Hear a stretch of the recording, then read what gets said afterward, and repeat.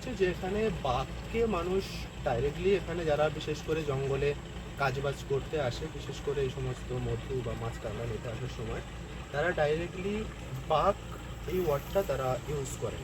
তারা মেনলি বাঘটাকে জানে দক্ষিণ রায় হিসাবে, অর্থাৎ দক্ষিণ রায়কে এখানে মানুষ আরেকটা রূপে দেখছে, যেটা হচ্ছে বাঘ দক্ষিণ রায়।